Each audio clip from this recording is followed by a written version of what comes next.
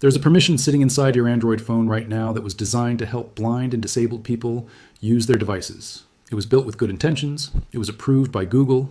It is available on every single Android phone on the planet. And it has quietly become the most dangerous backdoor into your banking life that has ever existed on a mobile device. Hackers do not need to break your phone's encryption. They do not need to intercept your network traffic. They do not need physical access to your device. All they need is for you to have installed the wrong app. An app that looks completely normal, that functions exactly as advertised, that has thousands of positive reviews, but secretly requested this one permission in the background. A permission that, once granted, gives that app the ability to read every single OTP your bank sends you, every one-time password, every transaction verification code, every login authentication number, all of it, silently and visibly, without triggering a single alert on your phone. This is not a theory. This is not a worst-case scenario that researchers dreamed up in a lab.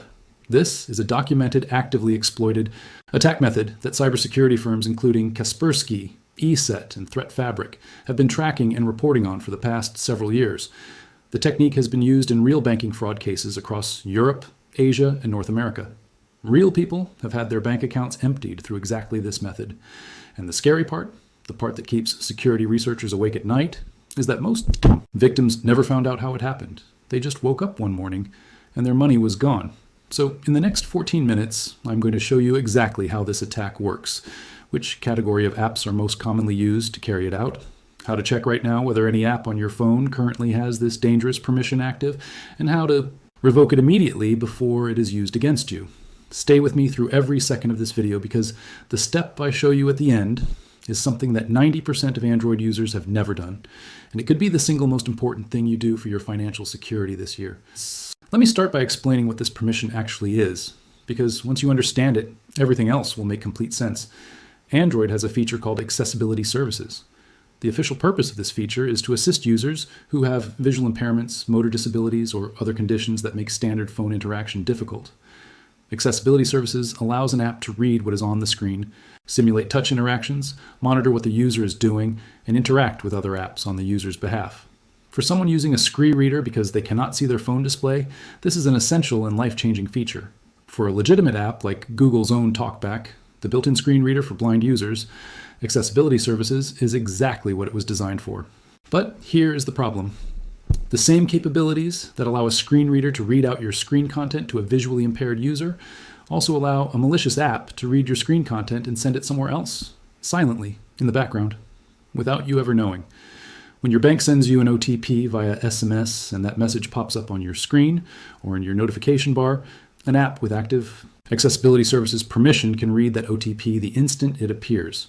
It does not need to access your SMS inbox directly. It does not need SMS permission at all. It just watches your screen, sees the OTP notification pop up, reads the 6-digit code, and immediately transmits it to a remote server controlled by whoever built that. Malicious app. By the time you type the OTP into your banking app yourself, the attacker already has it.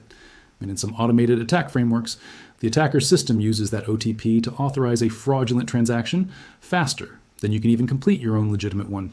This is what security researchers call an accessibility-based overlay and interception attack. And it is extraordinarily effective for one simple reason.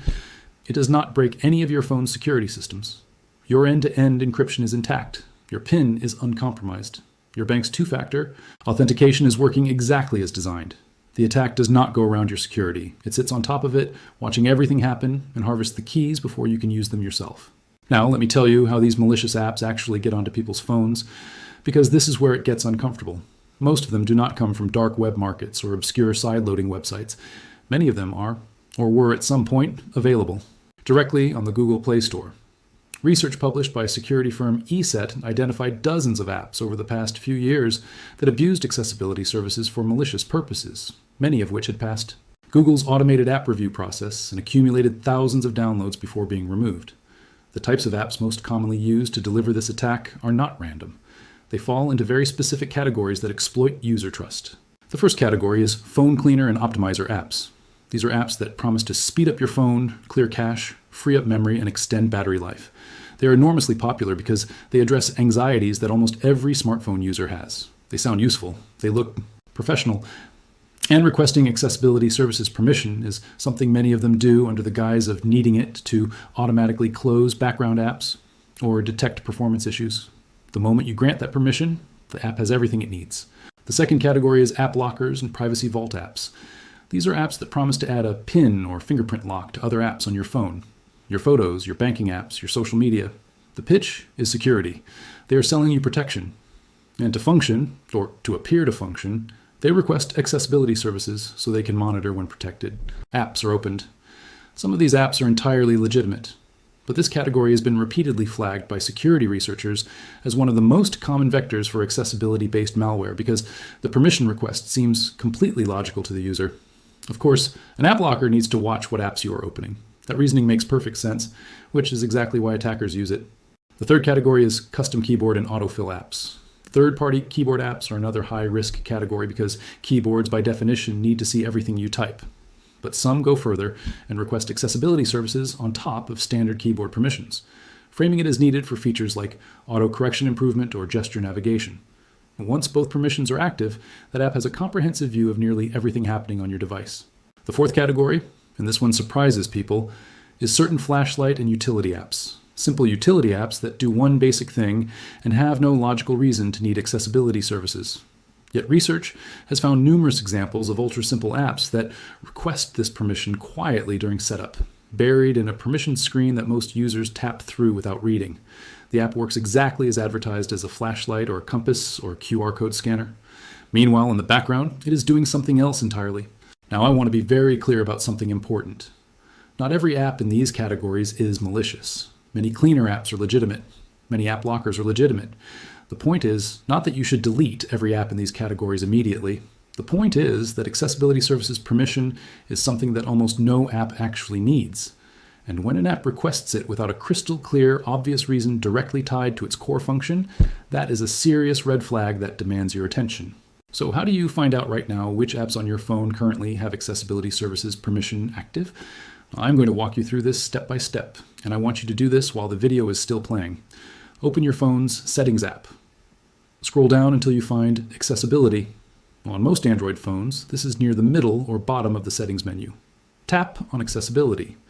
Now look for a section called Downloaded Apps, or Installed Apps, or Apps with Accessibility Access. And the exact label varies slightly depending on your Android version and phone manufacturer, but it will be in the Accessibility section. Tap on it.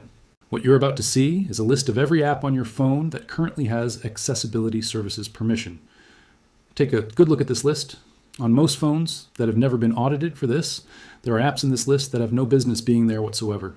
If you see a cleaner app, an optimizer app, a utility app, a flashlight app, or any app that has no clear functional reason to need the ability to read your screen and monitor your interactions, tap on it right now. You will see a toggle or an option to disable that app's accessibility service access. Turn it off. Do not worry about breaking the app's functionality. If the app genuinely needed accessibility services to perform its core function, you will know immediately because the app will stop working correctly. If the app continues to work perfectly fine after you revoke accessibility access, that tells you something very important. It never needed that permission for its stated purpose in the first place. Go through every single app in that list. For each one, ask yourself one question. Does this app have an obvious, logical, unavoidable reason to need to read my screen and monitor my phone activity? Screen readers for visually impaired users? Yes, obviously. Voice assistant apps with screen reading features? Potentially, yes. A phone cleaner that claims to free up memory? Absolutely not. An app locker that you installed 3 years ago and barely use anymore? Revoke it and delete the app entirely. A keyboard app that also has accessibility access on top of standard keyboard permissions? Revoke accessibility access immediately and consider whether you actually need that keyboard app at all. While you're doing this audit, I also want you to check something that is closely related and equally important. Go back to your main settings page. This time, look for Apps or Application Manager. Tap on it. Then look for Special App Access or Special Permissions. Again, the label varies by device. Inside Special App Access, you will find a section called a Notification Access or Notification Listener. Tap on that. This is another permission that allows apps to read your notifications, including SMS notifications that contain OTPs. An app with notification access can see your OTP the moment it arrives as a notification, even without accessibility services.